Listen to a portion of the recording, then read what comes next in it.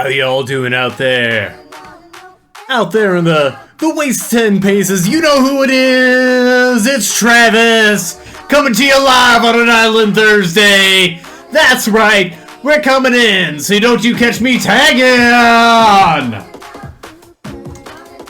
That's right, y'all. I'm going in here, I'm working on some tags, I'm bringing it to you live, fresh, from the 10 Paces Twitch. Soon to be YouTube. So right now I'm going to be working on... Sorry, I just had to deflate and let that out of me like a balloon. Ooh! That got to me. I'm going to bring you on in a sec, Prattle. So I'm going to be working on some D&D tags. I've been working on these for a minute. And I'll kind of fill you in as we go. But without further ado, let's bring in Prattle Tomato. You know them, you love them.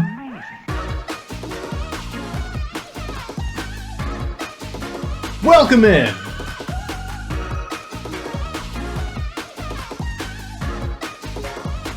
You're live on the air. What you gotta say to the folks?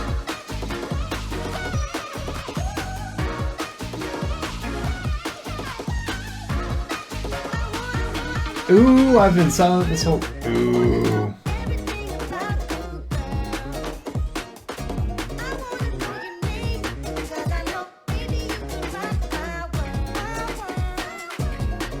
How y'all doing out there? You know it's Travis, live on the air. Without a care.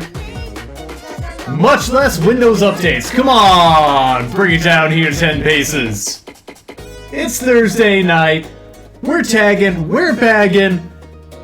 Sock it to 'em.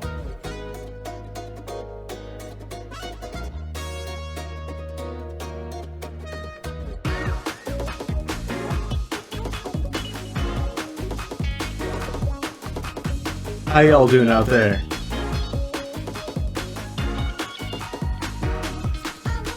I started a project long ago. Back in my solo stream days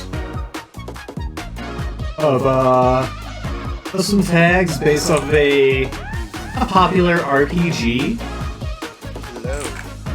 Hello. Sorry, Welcome out here to the streets of 10 Paces.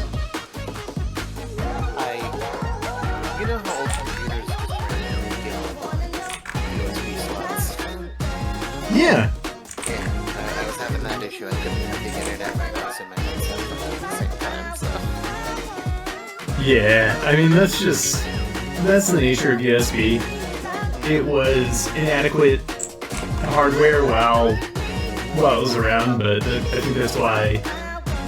Well, I was gonna say that's why USB-C is so prevalent, but now it gets the same issue. Arguably faster, because it can plug in both ways. Yeah, but plug in both ways, which is convenient. Yeah. How you doing tonight, Prattle? I'm doing good. I was gonna say I don't know, but I think that's more since getting in the room. I found there was a mouse problem. No.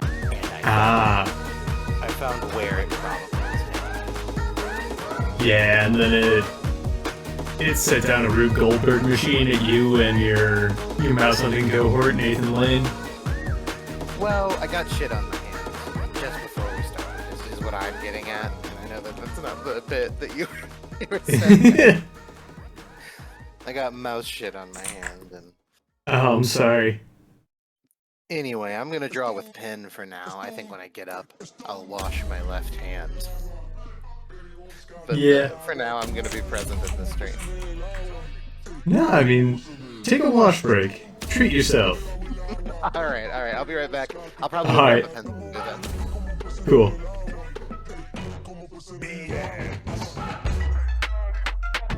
How we all doing out there? It's 10 Paces. You're here on a Thursday night, and we're happy to have you.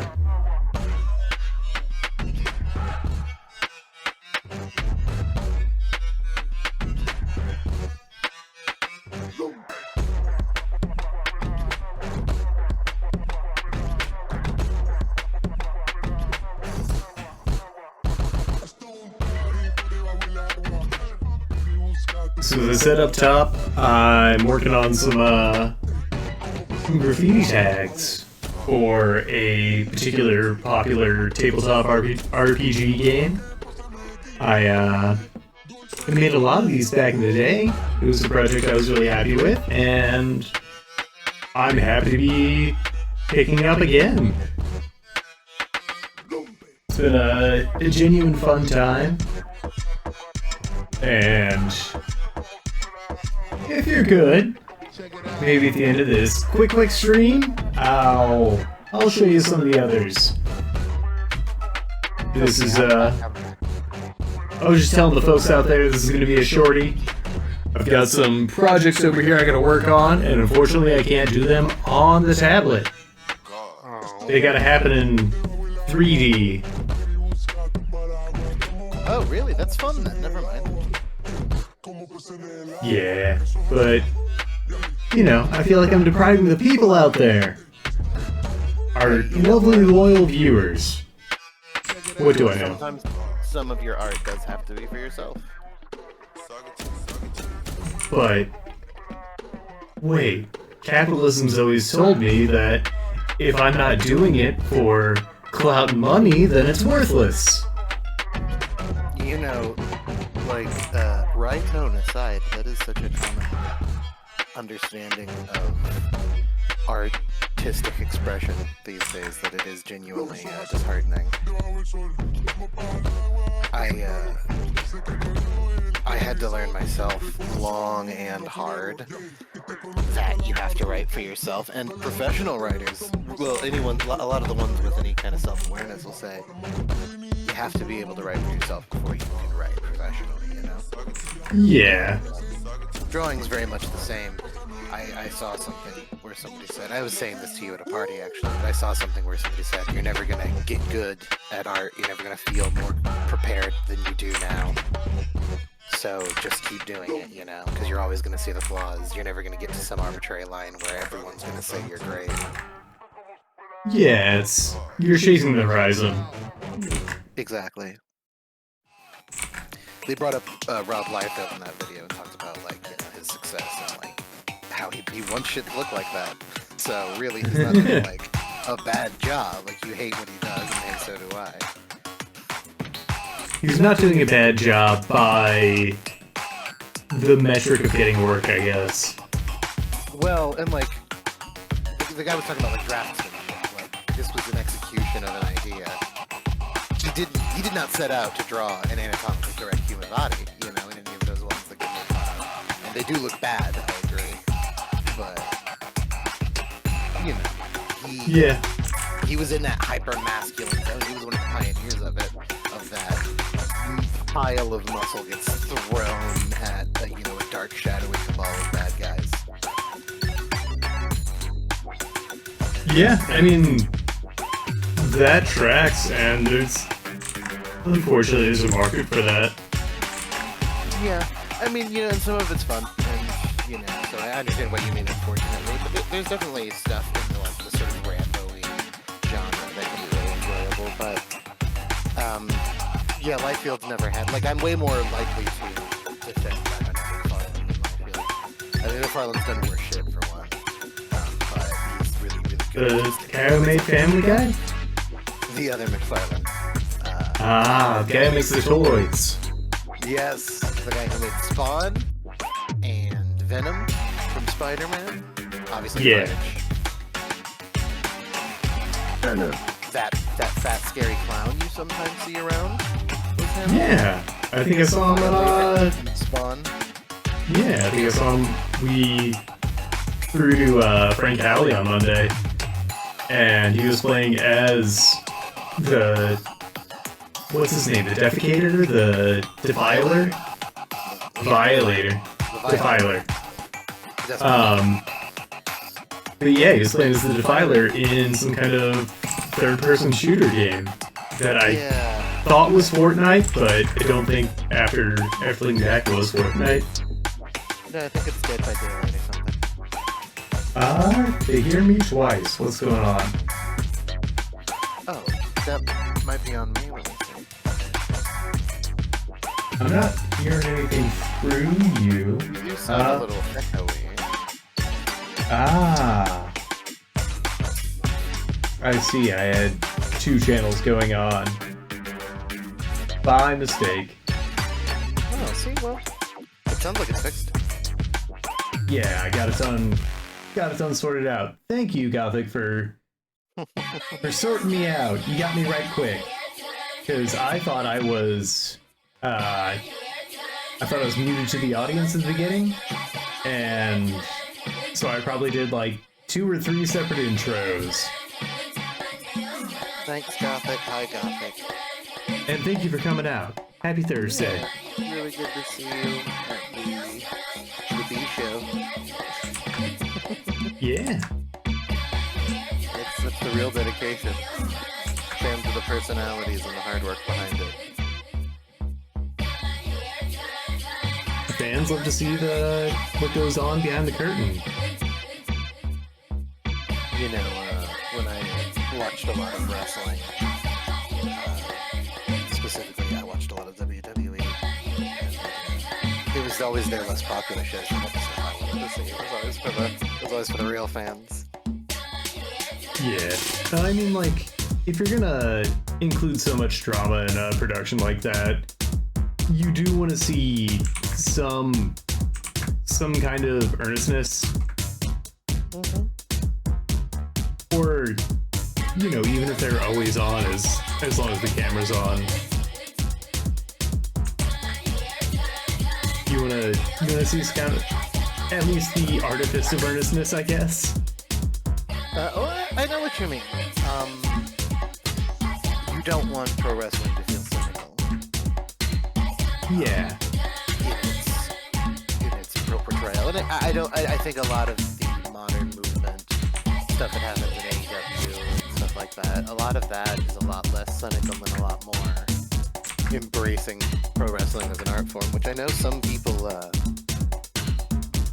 on the fringes are actually upset about actively. Like, they hate the idea of this is a fight, not art. You know, this has got to be as fight as a fight can be while not being a fight, or it's stupid and fake and something homophobic, you know? Mm-hmm. And that's why, I don't know if you know Kenny Omega very well, but he's like loathed by so many of these old-fashioned wrestling personalities, because he wrestled a blow-up doll in DDT, which is a comedy wrestling promotion. Yeah. And, it's where he came up, so he's got a very theatrical style, and like his big hit storyline in DDT was about him being ambiguously gay with Kota Ibushi, and like ultimately people like, I'm speaking of usually Jim Cornette, and I won't get into the weeds on it, but people like Jim Cornette, like they weren't ever gonna like that much, even if they understand it, even if they, you know, they voted for Joe Biden or whatever, you know what I'm saying? Yeah. And he does these little like hops and stuff, and he calls them twinkle toes, and I don't know if he thinks he's getting away with how homophobic that is.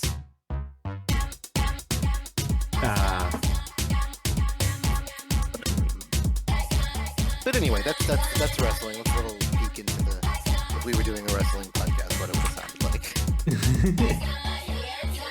And maybe that's a future y'all could see. Who knows? I absolutely adore pro wrestling now. Yeah. I never feel as connected to it as I would like to be, and I think a large factor of that is just time. Yeah. Like, well, you know what? Oh god. Oh, if I'm gonna throw something on, I tend to watch stuff that's more produced, edited, all that. Yeah. Well, the thing with wrestling is that it's a social activity at the end of the day. Yeah, and that's what drew me to it, is, you know, watching WrestleManias with homies. Mm-hmm. It's hard to keep up with by yourself. Yeah. I watched it with family when I lived with them, and now I don't, and I haven't caught up with it. Me and my fiance were watching the last pay-per-view, and I haven't watched a second of wrestling since as far as we got in it before having to stop. But you're missing out on the stories. What if I don't know, You'll never get it. Johnny O's twin brother comes in and, you know, finds it. I'm just making up names. I've been so out of it. Oh, I'm aware you are. I was waiting for. I was laughing at Johnny O, and then you said finds it, and I was waiting. But what? Oh, I guess my mic cut out. Finds out that his twin brother came in, has been living his life while he's been away at, you know, crashed in a plane crash camp. WWE just fired a guy that literally did that storyline with, actually. There was a guy called Elias, and they just had him be someone else. He shaved his beard and put trunks on instead of wrestling in like streetwear. And he was Like swim trunks or wrestling spandex? trunks. So Oh, okay. it would be specifically the ones that are underwear shaved and not like the long tights. Yeah. Salacious. So it was like tons of his body. He'd shaved his hair, but he still had the like mop of curly hair, you know. And he was something else, not Elias, something else that starts with an E. And like everybody just accepts that it's a different person, except for Kevin Owens, who like can tell it's the same guy and no one else can, and he gets like really upset about it, you know. That's such a fun storyline. Yeah, and it's actually what turned Kevin Owens face again for a while, because like he was supposed to be the heel there because he was beating up on this happy-go-lucky character, even if hey, sure it's Elias, whatever, but like, you know, let him live his dream or whatever. And Kevin's like, why is everyone indulging this man? Like, I've wrestled you before and things like that. So He's the hero of Invasion of the Pod People. yeah, the matches would be like, you know, I can't remember what it was. What was his name? Ah, damn it. It was funny too. I mean, not that funny, but it would be Elias's twin brother versus Kevin Owens for the first time ever. You know, he hadn't wrestled and stuff like that. So he would just get on the mic and be like, "That's not true. I've wrestled this guy lots of times. I don't know why I'm the only one that isn't playing along with this bullshit. But get him out here. Let me kick his ass or whatever." You know, it was really funny.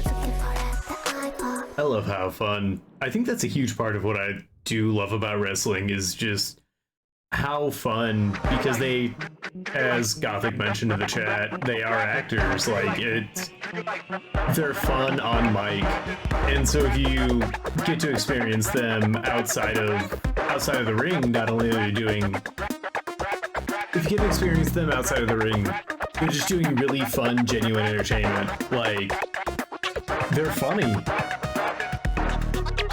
Yeah. I mean, a lot of them. I mean, they're definitely all performers, and a lot of them are, you know, like a lot more sensitive, a lot more creative people these days, because so many people in the past used to fall into wrestling. Wrestling is something you failed into. Even as recently as Roman Reigns, WWE's top guy, he was he was in a pro league that wasn't the NFL, playing football until he decided, fine, I will cash in on my like family legacy thing.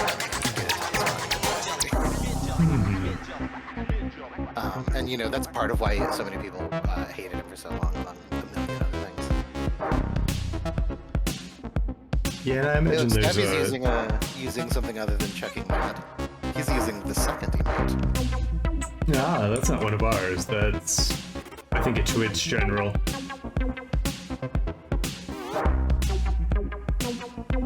The stream started right when it was announced. Or it was announced? Like Stephen that's King's it? exactly what I thought too. Though I don't know if you're joking, because I'm not. It seems like that's what they're saying. Did they announce Stephen King's It, the television series or something? I didn't see that. The new television series? Yeah, starring the new. Well, it wouldn't be a mini-series like 4 hours. It would be, you know, 8 seasons. Yeah, it'd be a serialized streaming show that, you know, probably 8 to 10 episodes per show, or per season, and a new batch of kid actors trying to find the new Stranger Things. Yeah, well, you know what? God bless them. You gotta have kid actors to have adult actors. Yeah. What if Stranger Things was aborted?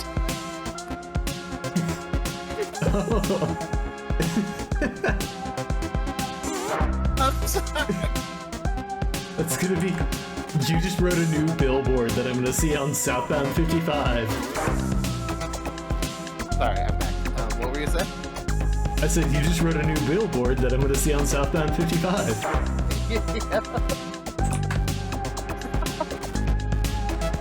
I can imagine it too with something more popular. Because it's like, what's that show about the football coach? Ted Lasso? What if Ted Lasso was the football? Don't Ted Lasso that fetus. I don't know if you labeled the stream abortion humor, so I'm done. Same. We've ventured into some brambles, and we're gonna make our way out. See, that's the difference between you and me. Sorry, not you and me and Stavvy as guests. You make this shit look good? Yeah, I do make this shit look good, but Stavvy will lead you into naughty territory, and you'll notice. And you're like waist deep in it before you realize that you shouldn't be saying it on stream when you're talking to me. No, I knew where I was going with that, but I'm like, if we're already here... It's just, it would be Ted Lasso, right? We're done. But it would be. Yeah. Alright, I'm gonna send you in Discord a picture of Elias and his twin brother Ezekiel. Okay. I found one. It was pretty funny that he'd never been seen doing any other character, you know? So he came up as like the most hated dude. They just called him the Drifter for the longest time. And he would just come in and do guitar songs, like really, you know, basic 3-note songs. But like at the Performance Center, which is where they were teaching all the indie guys who everybody loved. That's the same person? That's Photoshop. That's literally the Drifter Elias Sampson and his like, you know, fresh-faced younger brother Ezekiel. So like, you have to imagine. In this, it looks like he's next to a cardboard cutout. That's because it's Photoshop. Yeah, that's what they showed Kevin Owens. That they were the same guy. He's like, well, no, Elias actually can't be here, but here's a picture, you know, of us earlier. When we ran into each other. Here, let me give you a picture. That's wonderful. Let me give you a picture of Ezekiel and his character.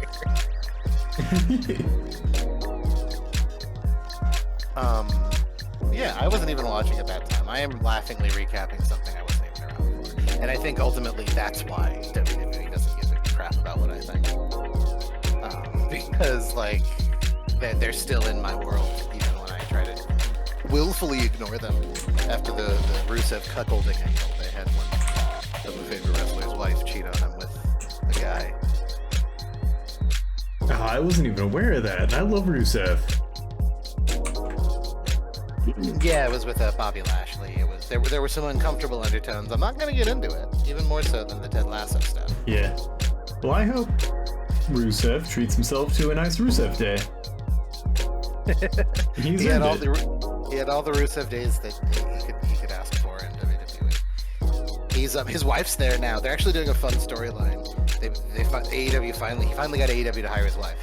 And she is managing people, and then he is absolutely murdering them for daring to be managed by his wife. I love that. Mm-hmm.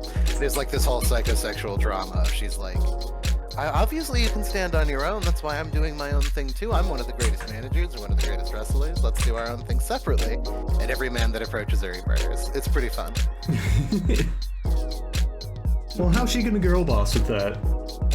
Weeks ago, when I stopped watching, she had started managing Andrade, Cien Almas. I'm not familiar with them at all. He used to be La Sombra in Mexico. This is, again, wrestling. We don't have to talk about it, but he started the faction Los Ingobernables in Mexico that became one of the biggest factions in Japan, Los Ingobernables de Japón.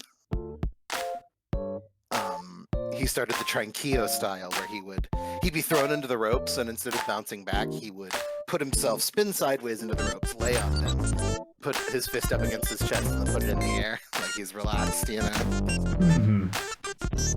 And his name was Sombra, which was, sleep, so he was like a super famous luchador. WWE got hold of him, and they found out that he was just stunningly gorgeous, and so he dropped the mask.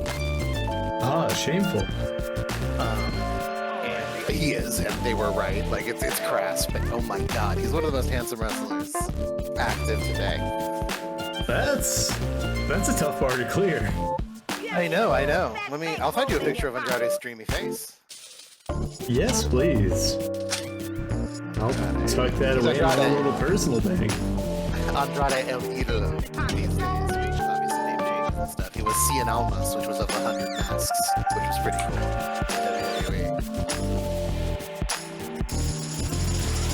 And now he's Zero Almas. Andrade El Idolo, the idol. Which was the phrase that was used as a stinger when he entered WWE, so they weren't like hiding it at all. His original song would go El Idolo, and then would rip into a sick Spanish guitar solo, because he's the idol. I love that. Yeah. That was like yeah. Ooh.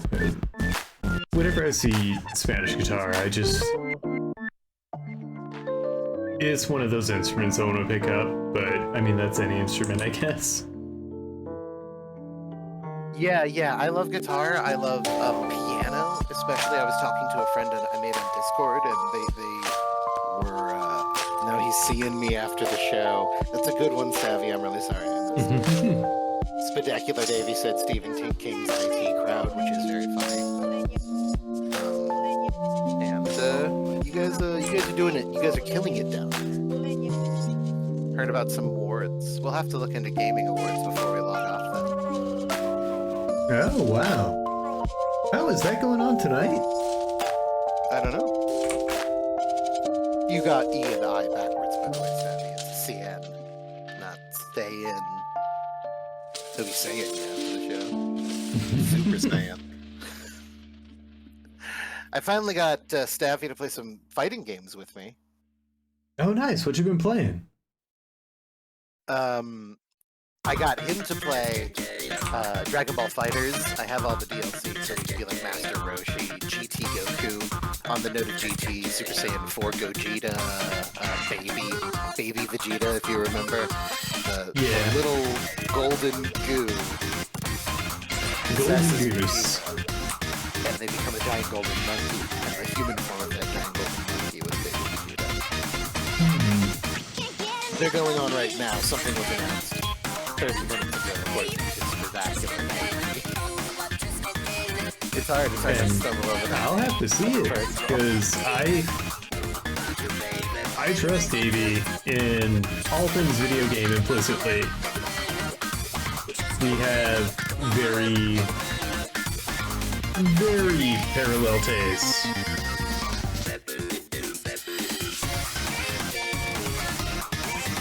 In fact, Davey and I were just talking about how they were playing through Psychonauts 2, which is one of my favorite games of 2021. Psychonauts 2 is good. I did personally, I was a little bit let down. Let down's not exactly. I played 1 first, which I wouldn't really recommend. There's like 20 years between them, and so they're very different. Did they just remaster the first one, or did they didn't remake it, did they? No, I mean, I don't know. I played the first one on Steam. Yeah, but I think before 2, I think it was a remaster that they put out. I don't think they entirely rebuilt it. Well, anyway, there's stuff going on right now. Maybe people will trickle in with like Final Fantasy VIII remake. Confirmed or whatever. Wow, even. They didn't say that. But sorry, you were saying Psychonauts. Oh, Psychonauts 2, it felt a little safe to me. It felt a little Disney in comparison to the first one. The first one was very Nickelodeon. Yeah, I think what it read to me as, like, we're in a much more sensitive time in regards to mental health, whereas back then we were not at all cognizant of mental health being really, Yes, the issue it was. Extremely sensitive in the fact that it treated it seriously, even as a joke. Yeah. And so I think this one was trying to be more respectful, I guess. It didn't want to make anybody with any particular mental health, issue, prognosis, like the butt of a joke. I don't think that was really the issue, honestly. I think it was probably the development house, because there weren't going to be bosses at one point. And wow.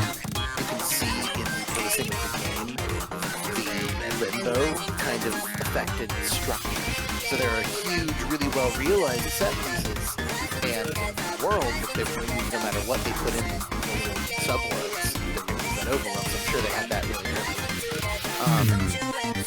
But then some of the worlds feel a little half fleshed out. I feel like the real highlights come back to back and at the very end, and then the worlds feel. Black Velvetopia, not touching on any particular mental issues at all, is so much cooler than almost every world in the Oh, absolutely. That's my favorite level of that entire game. So, It's one of my favorites. Waterloo's mine, I love Waterloo. Black Velvetopia is my favorite. Second place is Lungfishopolis. Lungfish is great, yeah. Yeah. They're all bangers. Milkman Conspiracy. I mean, like, even the very short Phantom of the Opera level is fun. And actually, that's a great touchstone, because that is what most of these worlds felt like. They felt like the close together half worlds at the very end of the first Psychonauts, rather than the fully fleshed out worlds. Yes, I see what you mean there. I think they did a really, story-wise and definitely not like gameplay-wise, they did a really good job of just taking like these mental issues and kind of matching them with like 1, 2, or 3 themes, and it all melded together really well.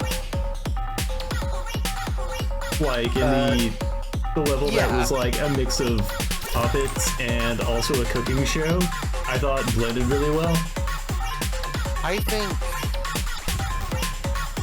think it made a lot of sense for the man and the expression and everything, and it was a fun level, but it was a one stage, like one setting.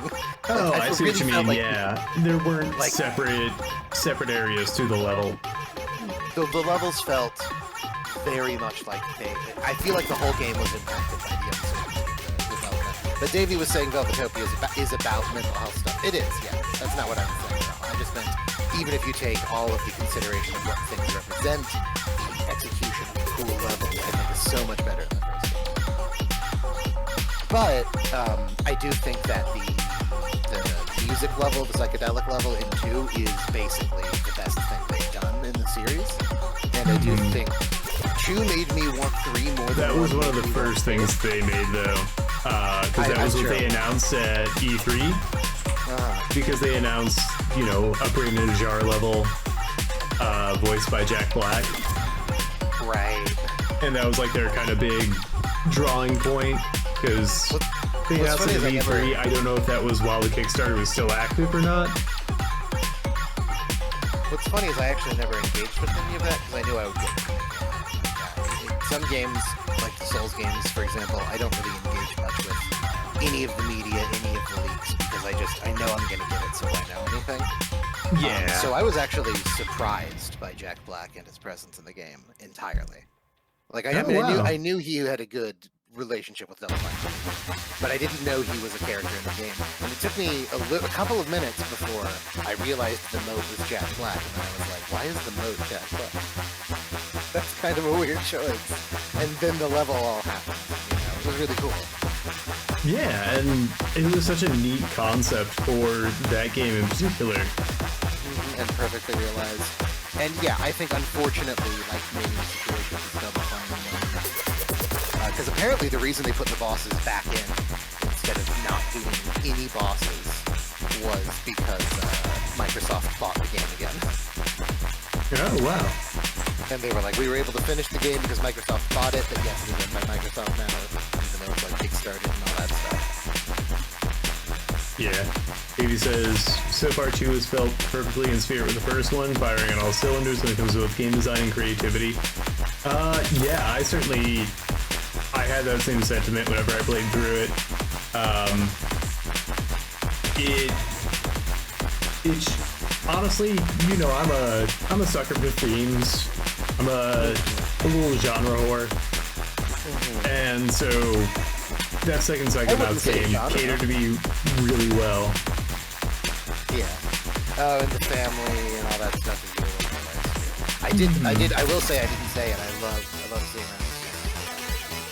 Oh yeah, that was wonderful. I do think creatively I like one much more. Gameplay wise, they move on. Yeah, because I mean, like, one, they were kind of throwing stuff, like the powers don't all realize super well, yeah. It's very key and lock. Key and Tumblr, that's the phrase. The acid trip if possible, that's what I'm currently at. Done, Davey. My favorite level in 2, other than the acid trip one, is one we haven't talked about, but I don't think I have to say it. Is it... The one with the balls. The balls? Yeah, the one with the balls, I think, is the easiest way to say it. Okay, yeah. Yeah, I think the whole concept around that, like, as a larger experience, is really cool. I think it's like we talked about. Everything they had to do was really, really good. And, like, you could definitely see some cracks where they had time and to rush out maybe something extra so you get to do. I imagine... Well, you know what? I bet the cooking show had been on there forever. But, like, I bet the decision to realize it as a one-stage playground, you just do a couple of rounds on it and probably came from time.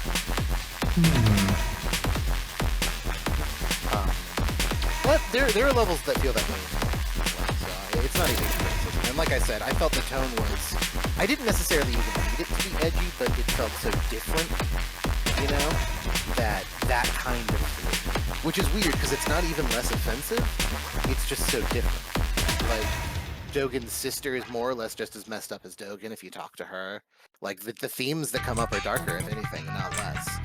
But, yeah, I don't know, it does feel like... Well, I think that the squad of kids and the in-house Devilfiant studio combined just gave me a very B-list Disney movie feeling sometimes.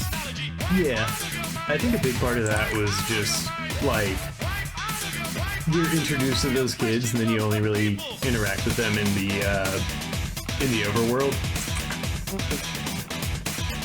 Yeah, and then they, like, can show up to save the day or become Prez's best friend or whatever, you know, like, that's all it is. Yeah. And you see it coming because of that.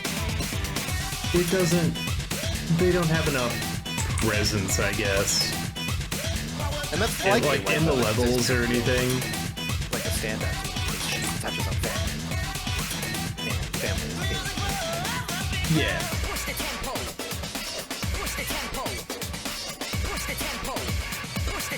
I'm just connecting body parts to other body parts. Oh, you're making a flesh golem. Yeah. I've got really diagrammed legs, kneeling with a foxtail and an neck That's what's going on. Speaking of cool video game things, the Big Bad Ending in Scarlet Violet is one of my favorites yet. Preach, I fucking love Scarlet Violet, despite the fact that they couldn't play on a potato. I still enjoyed it. And I do think the story stuff they did, especially with Arvin, was all some of the best things done story-wise. Yeah, I mean, I'm coming from a different camp because I never played Pokemon for the story. Yeah, I mean, I never played Pokemon until they added story, so I'm definitely totally different. I don't know, we've talked about this before. I thought it was cheesy, and I really hated the designs of all the Paradox Pokemon. Even Screamtail? Even Screamtail. It's got great hair. And I thought the typing was really, I don't know, just whatever. Because I will not again, I argue love with you that the Pikachu. typing I love- was whatever with the Screamtails. I mean, or not with Screamtails, the Paradoxes for sure. Yeah. They definitely threw their hands up a little bit in terms of them because they were collectibles. There are a lot of Pokemon that have this problem though, from every generation, where they exist. Oh, absolutely. Old to have been something you got. It doesn't really matter what they do in the game. Yeah, and I mean, even if they're not effective in competitive play, which is how I rate every Pokemon and how everyone out there should rate Pokemon, Yeah, that's not true, but go on. I was saying it ironically, but I'm aware, but I have to push back a little bit. ironically. Well, I'm not pushing back ironically. Like I do unironically pick them only. that are really No, I mean, one of my favorite Pokemon didn't see any love until this most recent game. Who's that? Primate. Oh, Primate! That's a Paradox or something, isn't it? No, it's the other thing. Got an evolution, yeah. That's fair. No, yeah, it's like an ancient one. Which is a different thing. It's just like a special evolution. Yeah, but isn't it one of the, what's the thing? I don't know. It might- Not one of the ones you have to encounter. Oh, okay. But yeah, for it's me, just a special evolution. for but me, every they're- Pokemon game is rated by Pokemon roster first, then story, then everything else about the game in no particular order. Like, I love the natural aspect of Pokemon because, you know, it was made off of bug hunting and stuff, and so I love to see real world kind of just weird animals realized as Pokemon.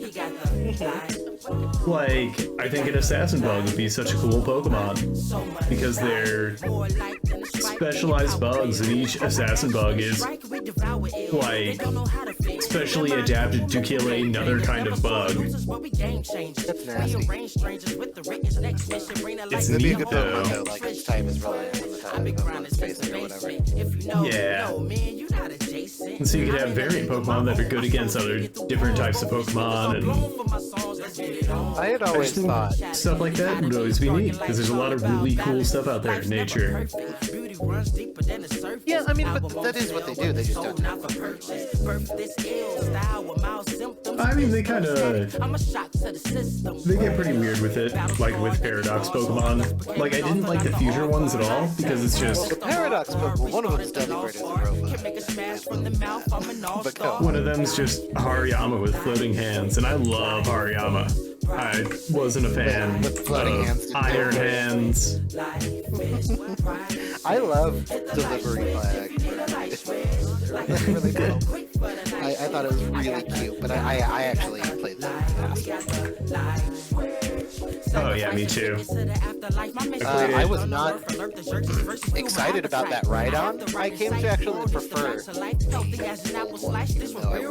I was choosing based on the ride Pokemon, I would have picked future games. Oh, same, yeah. But I came to really feel like Rhydon was the better one. That's not a ride-on, that's a core ride-on. Mo Rhydon, right? Or is Core Rhydon's the Core one? ride-on. Yeah. Ride-on's the little, he's the rock guy with the big horn. I called them Rhydons because Rhydon. Because you ride on them. And hey, I thought the fact that Psych Lizards are like a thing was a good touch because it made a lot of sense. Yeah. Yeah, there wouldn't be a world that was built for you to use one of these two diametrically opposed ancient Pokemon. Like, why would they have built roads for those things?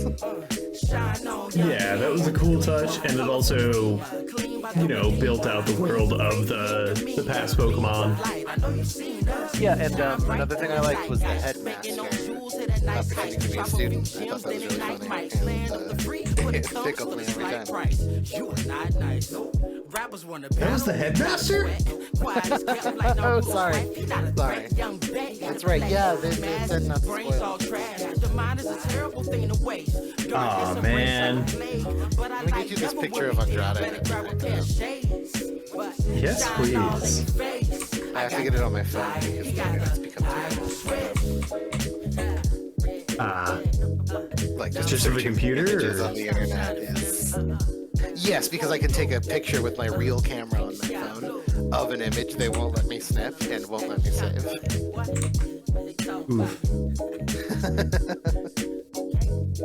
That's why it's taken so I'm long. gonna clear some space on that hard drive. That might help. It's not the hard drive. I'm being forbidden.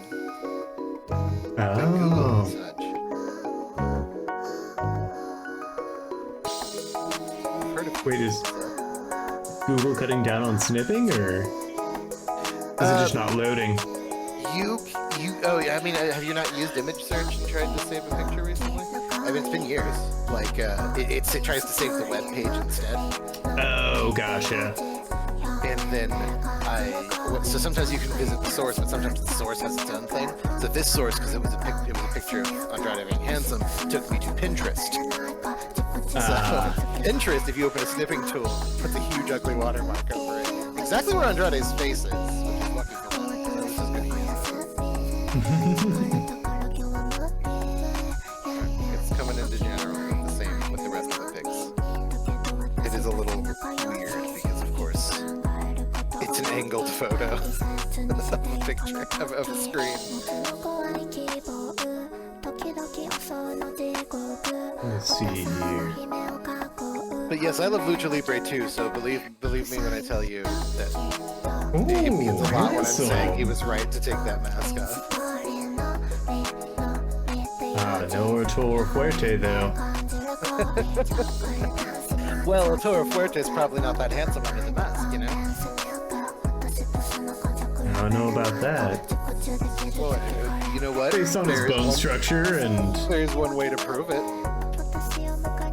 El Toro Fuerte could remove his mask. never.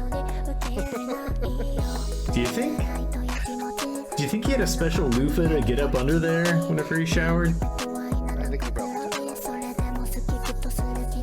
But he never. Never. Mother.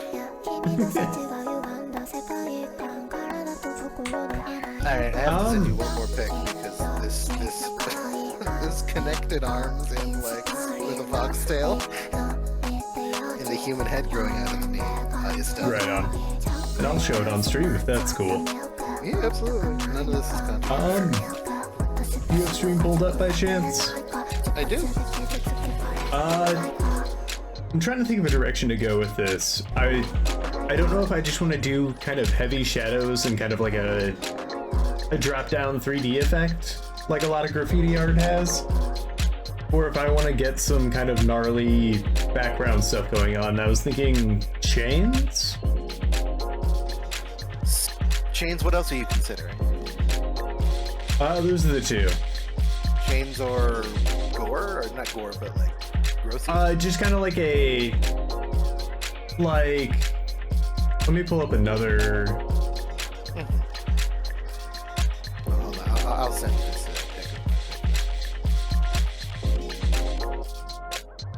pic. So like, kind of how there's this drop-down pseudo 3D effect on this one. Sure. Something similar to that, I guess, akin to that. Yeah, behind everything. Mm-hmm. You're looking for depth, and the other option was you were just gonna lay your chains behind it. Yeah, I was gonna make some kind of gnarled mess of chains and spikes. That sounds good. It depends on what you're going for the tag. I think probably you should do some drop shadow stuff because I think cleanliness is going to be important for the tag. Even in a deathcore font, readability is like it needs to read as the words it is. Not the words it is, but it needs to read as words. If that makes sense. Yeah. Honestly, I've been trying to get away from that because I've seen some really cool tags that I cannot decipher at all, but it looks so neat. Oh, okay, so you want it to be hard to read. That's part of your... Yeah, like I think I kind of did that with this one. Yeah, I only This figured is- out what it was. This is kind of my crown jewel here out of this whole project. This was you? Yeah, That's cool. I like that. thank you. That's really, really cool. I They're all suppose in based your off head, of D&D it's monsters. I can tell. Yeah. Yeah. Thank you, awesome. Davey. And yeah, I said at the top of the show, I'll kind of go through them here. And we're nearing the end here because I got myself roped into that project in 3D, but we can kind of go through them here real quick. You gotta get a Teespring up or some shit, man. I actually work at a screen printing facility. Oh, nice. So, yeah, I thought about it. I'm just saying it's that just- Displacer logo is something you could sell. I think it's distinct enough that there's not even any concern of legality, even if they were going to crack down on you, which they like sort of tried to promise not to people. Yeah. I was just saying it's professional quality. That's all I was getting. Oh, at. thank you. I'm gonna open I up thought it was an example you were the looking clean. at for a good drop shadow. I didn't even know it was your work. Oh yeah, these are all mine. That's cool.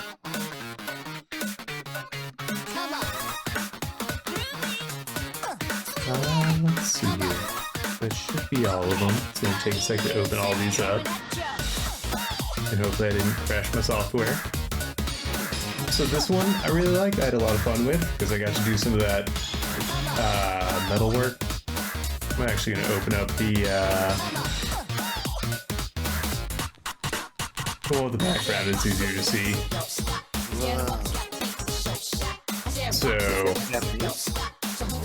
it's actually in Dragon script, supposedly from one of the rule books. Yeah, That's like and it just says silver. Oh, dude, that's so cool. Do you know Thank you. I could use that? Yeah, it's from. I don't know if it's from that Dragon Core rulebook they release, or if it's from like an Unearthed Arcana or some kind of errata material. But There's supposedly just a it's really seedy urban city in the world now that used to be run by a silver dragon. oh well, there you go. Yeah. So that's why I was By like, I all could use means. that in D&D. I will have to. Alex refuses to step foot. This one's an obvious parody of two things.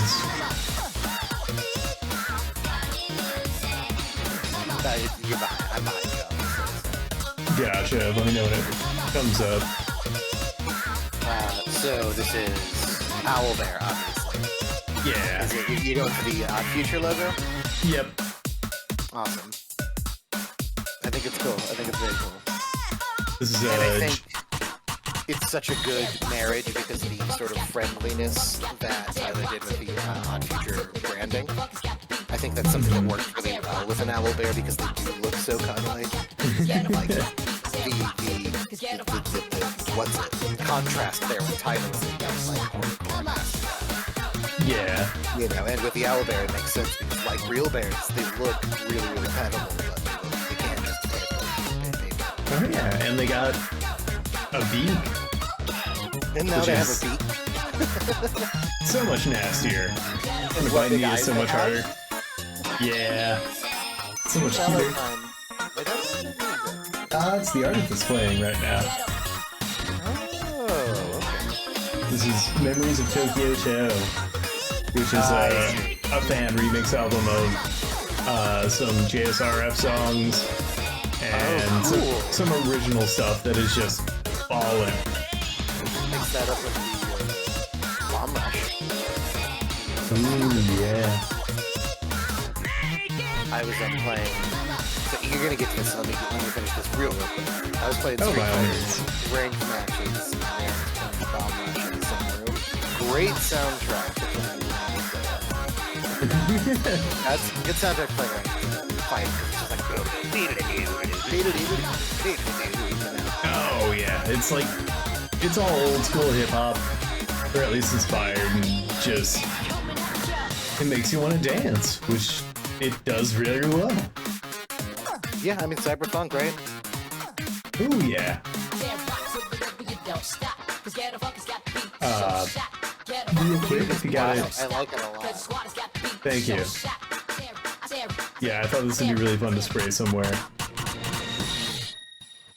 Yeah, it's one of the simpler ones and everything. Like, I know you would probably say it's not that impressive, but I like it a lot. Thank you. I think like what makes it stand out is the simplicity.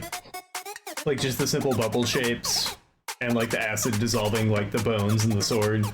The three-dimensionality is really good, and it's something that shows off in a lot of the stuff I see. You have influences that are very intentional in their use of shape and space for the body of their subjects, if that makes sense. And I think that comes through even in this, the way the U is like being squished and almost falling over by the difference in mass on top of it being squished together, like it being top-loaded. It just shows a really good awareness of like of what physical space is like. Oh, thank you. I appreciate that, because like It's the thing I love as most little about as it. I've done it, I want to do animation, so I try to capture motion in what I draw, so that means a lot to me. That's good. I mean, if your goal is moving towards animation, then I think you're doing a lot of the right stuff, because a lot of the time I'll watch these verses, and there'll be times I like the image. Someone else did more, but I see a depth to a character that you do, where that character can't be rendered in so many different places that there was thought put into that, if that makes sense. It looks like concept art a lot of times. That's what I've always wanted to do. In the useful stage where this is the model you need to be on, not the very, very fun, cool stage where like, this smear of paint is Castlevania, this smear, you know. Which is awesome. Well, thank you. Like That's my favorite video game artist is quite sounds simple. simple to me. She's the smear of paint lady for Castlevania. Yeah. Well, I mean, like, that's the cool thing, is that everything can be realized in such starkly different ways. That's why people have so much fun with these projects like that Steamed Hams video or the collaborative Shrek, because there is a spirit that runs through it while being also diffused, you know, coming from so many different places. It's so cool. Yeah, like, I love those collab videos. In fact, Davey was actually a part of a collab video, animation video. Oh, wow. Yeah, they were part of the SpongeBob episode Fan Geeks. Oh, wow. Yeah. I heard about that. It's really cool. And so this is, this is the first one I did. This is what started the whole ding thing. And then I That's the decided to one turn I it would into... Buy. If I were to buy one of these, I would wear that on a shirt for DMing. That'd be fun. I wear power outfits for DMing. I have to be empowered. Hell yeah. I'll put on my cologne, I'll do my hair, and I put on my whatever I feel is a powerful outfit that day. I just wear a lot of black, and I'll wear big dingly earrings and crouch in my chair like a little gargoyle. That is the dream. You are literally, like, you are writing fan fiction of yourself that would give you an eternal 13-year-old army. Oh yeah, I just realized I'm Dark L. I don't even mean like that you're L, but just like the alternative fashion, the neurodivergent sitting, the DM, you know, it's all very attractive. I usually sit like that so that whenever I have to get up and like reach across the table to move minis across like an entire playmat. Yeah, I get it. I pace and like I mean, if I have the option, I am not sitting. weird. That sounds ideal, yeah. Because I like to move. Yeah, I get all like, okay, and I get up, and we have a prop table now. Aaron's done so much work on his D&D room, and Yeah. I've gotten to experience it a little bit. yeah, we did even more. Since then, we have like I said, we have a prop cabinet that is like got some things that had like nunchucks, rocks that might be different things. Oh, nice. I'm what's the term? Cultivating a fidget basket too. That'll be like a public, we keep in the storage space basket of stuff to play with. Oh, that'll be good. It's like the koosh balls in Mama Hop's class. Yeah, exactly. Or the testicles she'd pull out if you were really good. I really hope she turned those into earrings. One day. I actually got to see Mama Hop after post-graduation. I mean, this was still years ago, but, you know, post her moving to California. I like this one a lot because it's very, like, what's the term? Like cartoon, gothy cartoon for kids, though, from our childhoods, you know, like Beetlejuice. Oh, and yeah, stuff like, kind of... Yeah, I was gonna say, like, gross cartoon, but it doesn't quite venture into that. Yeah, it's like kind of real monsters. Yeah, but sleeker, you know, more for the vampire fans. Gotcha. That's under the whole. Yeah. This is actually Hell. Oh, is it? I thought it was at Hell World. Yeah. That's cool. Courage the Cowardly Dog, naturally. Oh, I thought that was about Hellhound. No, Davey's just listing some good Talking stuff. about dark, sleek art styles. Yeah. Yeah, give me We Hellhound. gotta... By some definitions. He's been there. Yeah, a Hound of Hell. Quote Vincent Price. Hair of hound, beware the tinkler. And rock inside and comes and seal. But it's Halloween now.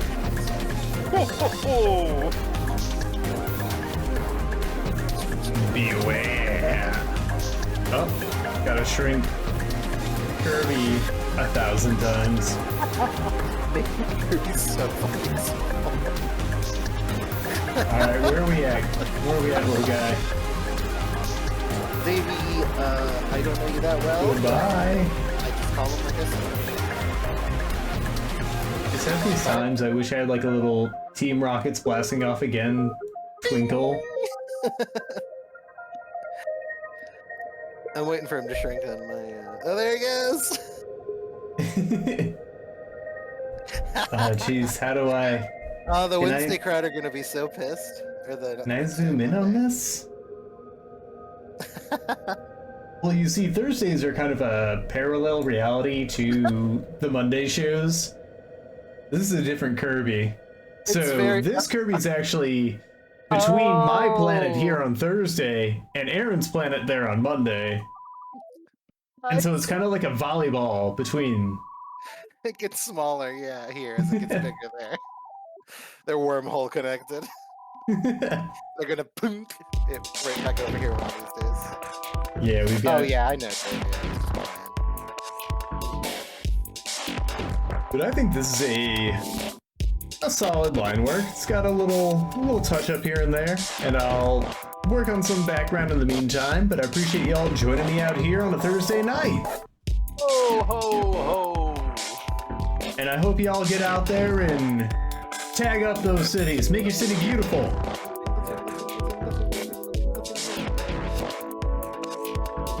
Signing off here from 10 Paces, it's Travis! Oh! Yeah, you broke. It's Travisaur. Joined here by Prattle Tomato. Anything you want to say before we dip on out? Merry Christmas to all!